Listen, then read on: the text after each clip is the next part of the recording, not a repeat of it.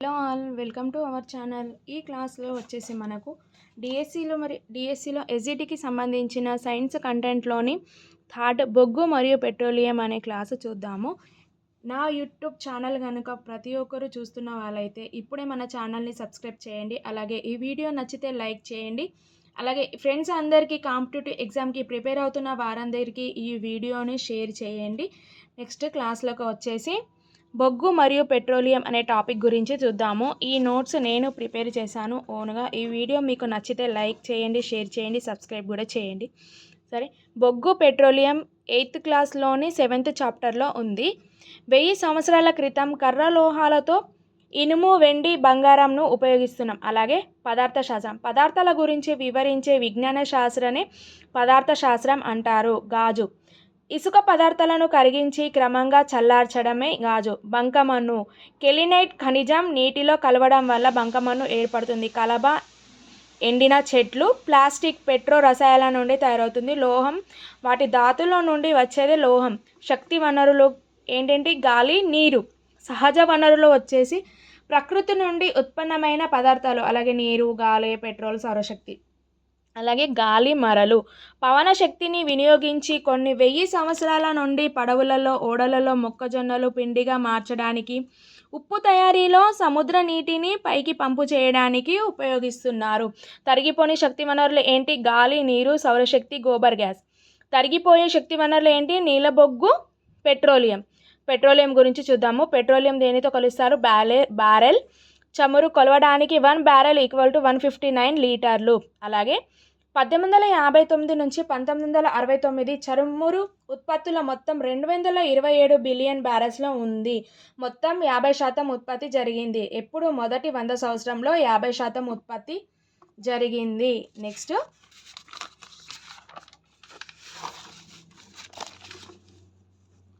అలాగే మిగతా 50% 10 సంవత్సరంలో వెలికి తీశారు. శిలాజ ఇంధనాలు, నేలబొగ్గు, పెట్రోలియం. శిలాజ ఇంధనాలు ఏంటి? నేలబొగ్గు, పెట్రోలియం. శక్తి వనరులను జరిపిన పరిశోధన మరియు అభివృద్ధి సంస్థ ఏంటి? Research development R&D. ప్రకృతి నుంచి ఎప్పటికీ తరిగిపోనివి ఏంటి? సౌరశక్తి, పవనశక్తి, అలల శక్తి. ప్రకృతి నుంచి ఎప్పటికీ తరిగిపోనివి ఏంటి? సౌరశక్తి, పవనశక్తి, అలల శక్తి. బయోడీజిల్, వృక్ష తైలాలు ఆర్ జంతువులు కొవ్వులను వివిధ రసాయనాలను తయారు చేస్తారు. బయోడీజిల్ దేంతో చేస్తారు? వృక్ష తైలాలు ఆర్ జంతువులు కొవ్వులను వివిధ రసాయనాలతో తయారు చేస్తారు. పారిశ్రామిక విప్లవం కాలంలో కనుగొన్న ఆవిరి యంత్రాల్లో వాడేవారు. పారిశ్రామిక విప్లవ కాలంలో కనుగొన్న ఆవిరి యంత్రాలలో వాడేవారు ఏంటి? బయోడీజిల్. అలాగే 19వ శతాబ్దంలో నేలబొగ్గు మొదట ఇంధనంగా అవతరించింది. అలాగే 4000 సంవత్సరాల క్రితం బాబిలోనియన్ల గోడలు, గోపురాల నిర్మాణంలో ఆస్ఫాల్ట్ అనే పెట్రోలియం ఉత్పత్తిని ఉపయోగించారు. అలాగే పెట్రోలియం వెలికి తీయడానికి చైనా వారు లోతైన బావులు తవ్వినట్లు పురాతన చైనా గ్రంథాల ద్వారా తెలుస్తుంది. మొదటగా పెట్రోలియం వెలికి తీసిన వారు ఎవరు? చైనా వారు. వీరు లోతైన బావులు తవ్వినట్లు పురాతనమైన చైనా గ్రంథాల ద్వారా తెలుస్తుంది. సిఎన్జి అంటే ఏంటి? Compressed natural gas. ఓఎన్జిఎస్ అంటే oil and natural gas corporation. సహజ వాయు నిక్షేపాలు ఎక్కడెక్కడ ఉన్నాయి? త్రిపుర, ముంబై, హైదరాబాద్, కృష్ణా, గోదావరి. అలాగే పెట్రోలియం సంక్లిష్ట మిశ్రమం. పెట్రోలియం ఏంటి? సంక్లిష్ట మిశ్రమం. పెట్రోలియం నుండి మొదటగా వేరు చేసింది ఏంటి? కిరోసిన్. నేలబొగ్గు, నేలబొగ్గు ఎట్లా వస్తుంది? First coke, coal tar, coal gas. ఈ 3 పద్ధతుల ద్వారా నీలబొగ్గు తయారవుతుంది. గాలిలో మండిస్తే కార్బన్ డైఆక్సైడ్ విడుదల అవుతుంది. నీలబొగ్గును గాలిలో మండిస్తే ఏమొస్తుంది? కార్బన్ డైఆక్సైడ్ విడుదల అవుతుంది. నెక్స్ట్ వచ్చేసి కోక్ గురించి చూద్దాము. ఇది దృఢమైన నల్లని సచిత్ర ద్రావణం. ఇది కార్బన్కు స్వచ్ఛమైన రూపం. స్టీల్ తయారీలో ఉపయోగిస్తారు. కోక్ని దేనితో ఉపయోగిస్తారు? స్టీల్ తయారీలో కోక్ను ఉపయోగిస్తారు. ఇది దృఢమైన నల్లని సచిత్ర ద్రావణం. నెక్స్ట్, కోల్తార్, దుర్వాసన కలిగిన నల్లటి చిక్కనైన ద్రావణం. దుర్వాసన కలిగిన నల్లని చిక్కనైన ద్రావణం ఏంటి? కోల్తార్. ఇది 200 పదార్థాల మిశ్రమం. అద్దాలు, ఔషధాలు, ప్రేలుడు పదార్థాలు, ఇంటి పైకప్పు వాడే పదార్థాలు, ప్లాస్టిక్ పెయింట్లలో ఉపయోగిస్తారు. కీటకాల నుంచి రక్షణకు ఉపయోగించే నాఫ్తలిన్ కూడా తయారు చేస్తారు. కీటకాల నుంచి రక్షణకు ఉపయోగించే నాఫ్తలిన్ కూడా ఉపయోగిస్తారు. దేని ద్వారా కోల్తారు ఏమి నాఫ్తలిన్లు కూడా తయారు చేస్తారు. నెక్స్ట్ కోల్ గ్యాస్, ఇది ఇంధనంగా యూజ్ చేస్తారు. నేలబొగ్గు నుండి కోక్ పొందేందుకు జరిపే ప్రక్రియలో ఉత్పత్తి ఇది. నేలబొగ్గు శుద్ధి చేయు కేంద్రం. నేలబొగ్గును శుద్ధి చేయు కేంద్రం ఏంటి? Coal gas. నేలబొగ్గులో అధికంగా ఏమంటుంది? కార్బన్ ఉంటుంది. జీవ పదార్థం బొగ్గుగా మారింది ఎప్పుడు? కార్బోనైజేషన్. జీవ పదార్థం బొగ్గుగా మారేది ఏంటి? కార్బోనైజేషన్ అంటారు. నెక్స్ట్ శిలాజ ఇంధనం. నేలబొగ్గు జీవ పదార్థాల అవశేషాల నుండి ఏర్పడుతుంది. ఏంటి? శిలాజ ఇంధనం ఎక్కడ నుండి? నేలబొగ్గు జీవ పదార్థాల అవశేషాల నుండి ఏర్పడుతుంది. నెక్స్ట్ సూక్ష్మజీవి. ప్లాంక్టన్ అనేది ఒక సూక్ష్మజీవి. ఇది భూమిలో కొన్ని వేల సంవత్సరం తర్వాత పెట్రోలియంగా రూపాంతరం చెందింది. శరీరంలో కొద్ది మొత్తంలో చమురు ఉంటుంది. నేలబొగ్గులో ఏమేమి ఉంటుంది? హైడ్రోకార్బన్ మిశ్రమం, హైడ్రోజన్ మరియు కార్బన్ల మిశ్రమం. నేలబొగ్గు ఏంటిది? హైడ్రోకార్బన్ మిశ్రమం. హైడ్రోజన్, కార్బన్ రెండిట్ల మిశ్రమం హైడ్రోకార్బన్ మిశ్రమం. నెక్స్ట్ వచ్చేసి సహజ వాయువు గురించి చూద్దాము. సహజ వాయువు సాంప్రదాయత గ్యాస్ వనరు. నేలబొగ్గు పొరలలో మీథేన్ గ్యాస్ హైడ్రేట్లు ఉంటాయి. నేలబొగ్గు పొరలో మీథేన్ గ్యాస్ హైడ్రేట్లు ఉంటాయి. నెక్స్ట్ చూద్దాము.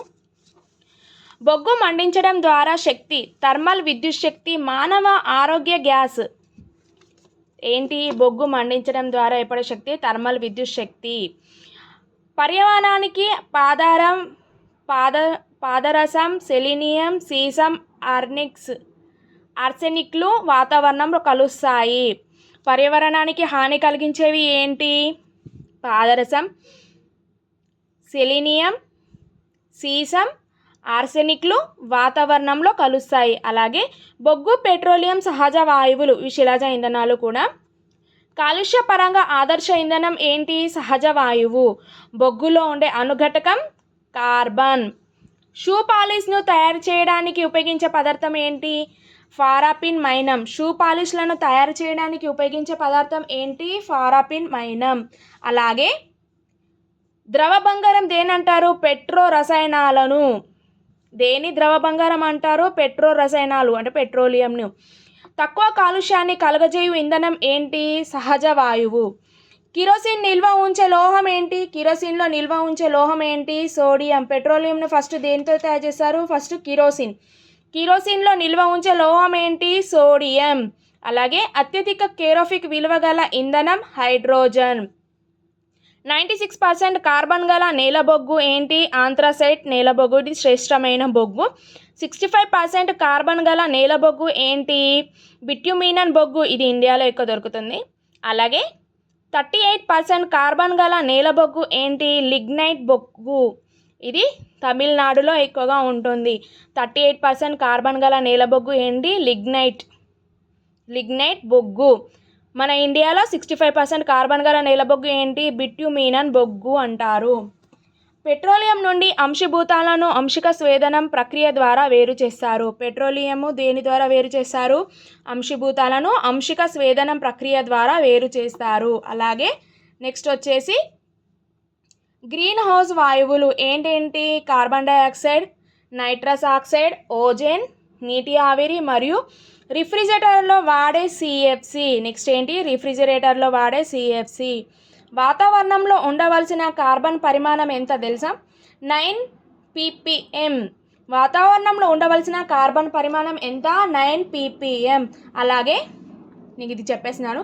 4000 సంవత్సరాల క్రితం బాబిలోయన్లో గోపురాల కోసం ఆస్ఫాల్ట్ పెట్రోలియంను ఉపయోగించేవారు.